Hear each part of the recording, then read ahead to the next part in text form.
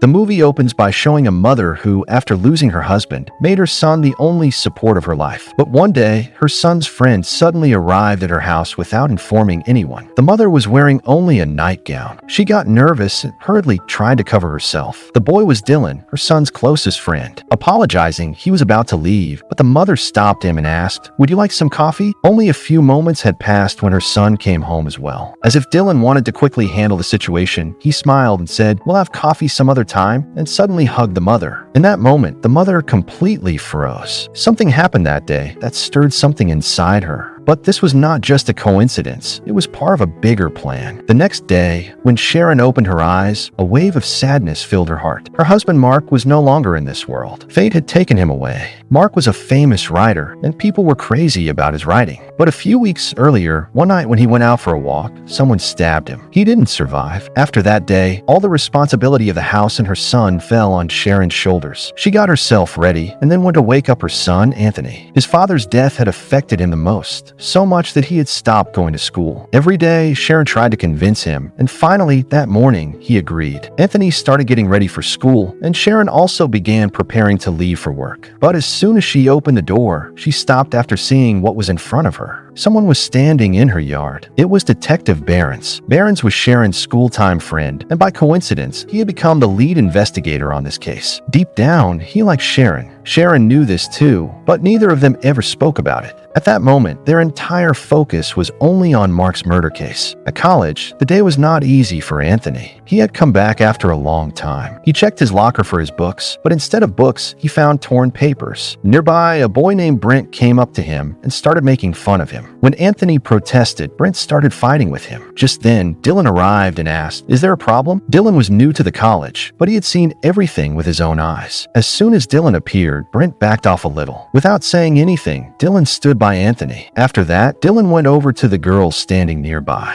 One of them was named Megan. He brought her to Anthony and introduced them. The two got to know each other. During their first meeting, Anthony was nervous about talking to Megan. He liked her, but didn't have the courage to talk much. Dylan understood his hesitation and helped him connect with Megan. When Anthony left, Dylan noticed that a picture of Anthony's mother had fallen out of his bag. Dylan immediately picked it up. With just one look, Dylan became infatuated with Anthony's mother. To get closer to her, he now needed to befriend Anthony. That day, there was going to be a match on the college ground, and the college boys were already present. Brent was also there, and his behavior toward Anthony was still bad. When he saw that Anthony was playing better than him, jealousy grew inside him. Angry and irritated, he once again started beating Anthony. Dylan was present there too, but this time the coach quickly arrived and saved Anthony. After the match, the two met in the locker room. Dylan told Anthony that he had played really well. Anthony thanked Dylan and asked, "Why do you help me so much?" Dylan stayed silent for a moment. Then he spoke softly, saying that he had learned about Anthony's father and could understand his pain because his own father was no longer in this world either. That shared pain turned into a deep friendship. For the first time, Anthony considered someone his best friend. They talked about many serious things, and then the two of them started laughing. By evening, when Sharon returned home, she saw that Anthony wasn't there. Her heart began to race. She kept calling out Anthony's name. She went into his bedroom to look for him, but he wasn't there. Just then, she heard the sound of a car outside. Sharon ran out and saw Anthony arriving with his friend Dylan. She asked where they had been. Anthony replied that there had been a football match, which was why they were late. After that, he introduced his friend Dylan to his mother. Then Anthony said, "Some of our friends are coming over this evening." His mother replied, "Okay." Dylan realized that Anthony's mother was far more beautiful than he had imagined. His eyes seemed to pause on her. As they walked into the house, he kept looking at Sharon. Just then, Sharon turned around and asked him to come inside. That night, Anthony's friends arrived at the house, and everyone started having fun at the party. Sharon got busy in the kitchen, preparing snacks and drinks for everyone. Dylan and the others were lost in their enjoyment, while Sharon quietly watched them. Suddenly, her eyes met Dylan's. For a moment, everything seemed to stop. Then, regaining control of herself, she looked away and went back to her work. There was something about that boy's presence, strange, yet deeply comforting. During the party, while Dylan was looking for the bathroom, he accidentally wandered into Sharon's room. There, his eyes fell on a family photo that included Mark. At that very moment, Sharon entered the room. She was surprised to see Dylan there. When she asked him about it, Dylan told the truth. He had gotten lost. Sharon remembered the things Anthony had said about how Dylan had always stood by her son. In that moment, her heart softened a little, and she thanked Dylan. but her eyes met his, and neither of them seemed able to look away. After the party ended, everyone left, and silence filled the house. For the first time, Sharon sat down with Anthony and spoke openly from her heart. She said that things had gotten very difficult and that they desperately needed money. They would have to sell the old house, the same house filled with countless memories of her and Mark. Anthony immediately mentioned Dylan. He said that his best friend was currently looking for a place and that they should talk to him. Maybe he would buy the house. Sharon felt sad, but there was no other option left except selling the house. The next day, Anthony met Dylan and told him that his mother was planning to sell a house and asked if he was interested. Dylan replied that his uncle was looking for a house. That same day, Dylan came to see the house. When he asked Sharon why she was selling it, she answered honestly, "We're struggling financially and there's no other choice left." Dylan said that his uncle might be interested in the house. Hearing this gave Sharon some relief. Sharon then asked where Dylan's parents were. Dylan fell silent for a moment and replied in a soft voice that they were no longer alive. Hearing this, Sharon became quiet and she began to feel sympathy for Dylan. After that, Dylan carefully looked at every corner of the house, the same old house where Sharon and Mark had once started a new life together. Now, everything felt like a memory of the past. Sharon showed him each room one by one, explaining that Mark had built all of this, but now that he was gone, she had to do all this for money. Their conversation was continuing when Sharon's lawyer arrived, and the discussion came to a halt. At school, Anthony began to stand out. His performance kept getting better day by day,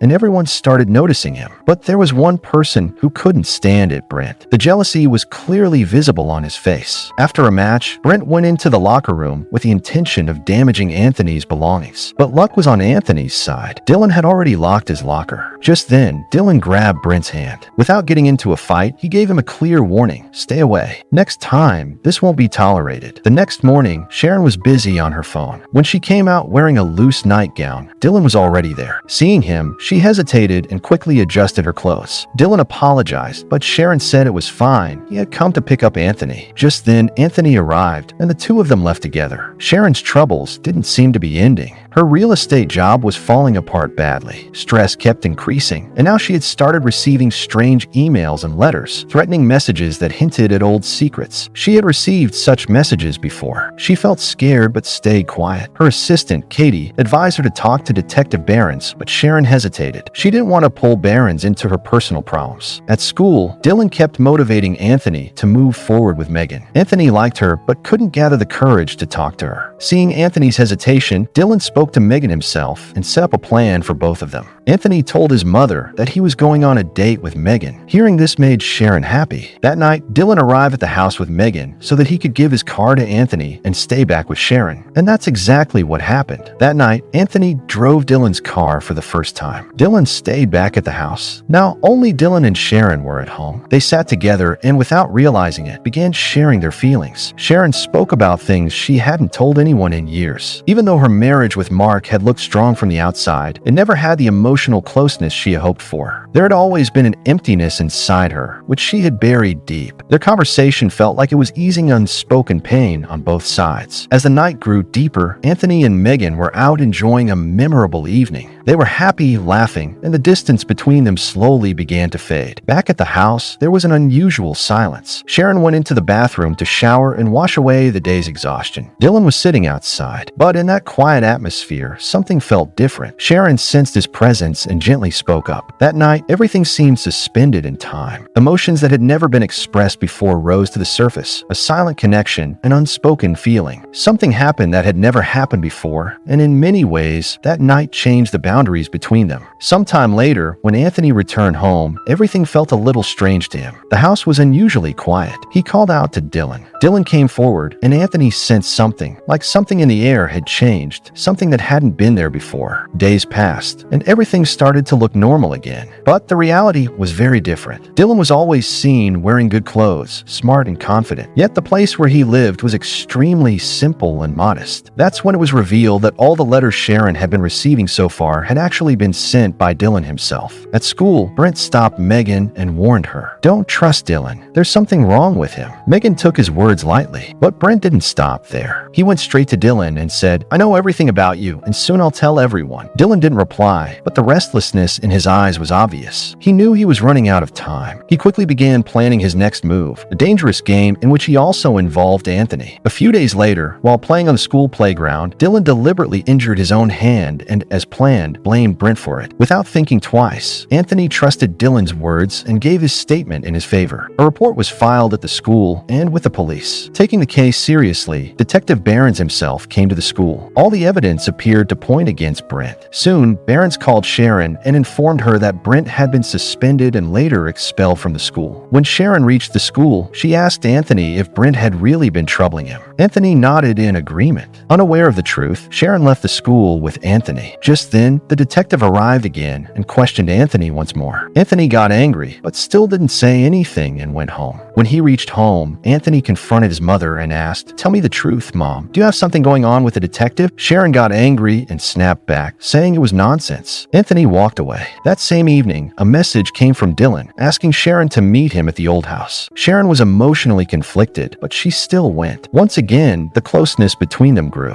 What they didn't know was that a third person was secretly recording everything. Unaware of this, they spent the night there. The next morning, when Anthony woke up, he looked for his mother to apologize, but she wasn't home. She had spent the night at the old house. Anthony got ready and left for college. When Sharon woke up, the doorbell rang. She panicked, quickly woke Dylan, and went to open the door herself. Outside was her friend, who had brought some things. Sharon said she would put them away herself, but her friend insisted and started moving toward the bedroom. Sharon panicked. Her truth was about to be exposed. She tried to stop her and said she had stayed there the previous night because she had argued with Anthony. Still, her friend went into the room and began tidying the bed. She found a sock there. Seeing it, Sharon became terrified. But before her friend could fully understand, Sharon managed to distract her. By then, Dylan had already left the room. In the end, their secret narrowly escaped being revealed. The next day, Megan showed Anthony a video. What he saw made his whole body go numb. In the video, his mother and Dylan were shown in a situation he should never have had to witness. It had been secretly recorded in the old house. Anthony felt completely shattered inside, but what Megan told him next was even more horrifying. She said that the previous night, she had confronted Dylan. Dylan had called her to meet him, but at the same time, he had secretly called Sharon there as well. Dylan had deceived everyone.